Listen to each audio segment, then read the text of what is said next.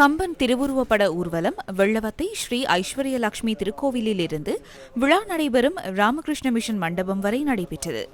கம்பன் விழா கொழும்பு கம்பன் கழகத்தின் தலைவர் ஜே. விஸ்வநாதன் தலைமையில் நடைபெற்றது. கம்பன் விழாவில் தமிழ்நாடு கோவிலூர் ஆதீன கர்த்தா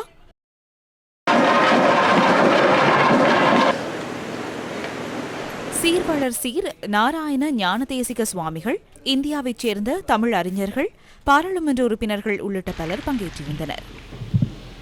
தொடர்ந்து வரைக்கும் அவர் ஒரு கவரி வீசுகின்ற நிகழ்வில் கம்பராமாயணம் முழு பதிப்பு 2 பாகங்களாக வெளியிடப்பட்டது.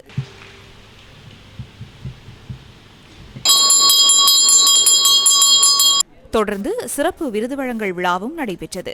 நாவலர் விருது சிவாலயம் ஜே. மோகன், விபுலானந்தர் விருது சங்கீத பூஷணம் பொன் ஸ்ரீ வாமதேவன், நுழைப்புலம் ஆய்வு விருது பேராசிரியர் எஸ். சிவலிங்கராஜா, ஏற்றமிகு இளைஞர் விருது கிரிக்கெட் வீரர் வி. வியாஸ்காந்த் ஆகியோருக்கு வழங்கப்பட்டன.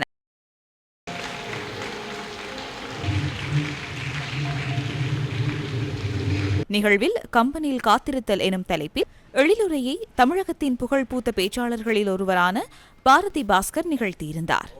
கம்பராமாயணத்தை ஒரே ஒரு சொல்லில் சொல்ல முடியுமா என்று யாராவது எங்களுக்கு சவால் விட்டால் என்ன சொல்லுவது?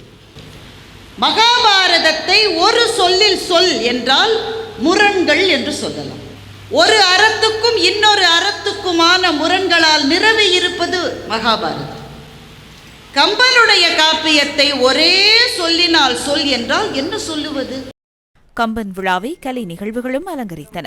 இன்று ஆரம்பமாகிய இந்த நிகழ்வு கொழும்பு ராமகிருஷ்ண மிஷன் மண்டபத்தில் எதிர்வரும் திங்கட்கிழமை வரை நடைபெறுகின்றது.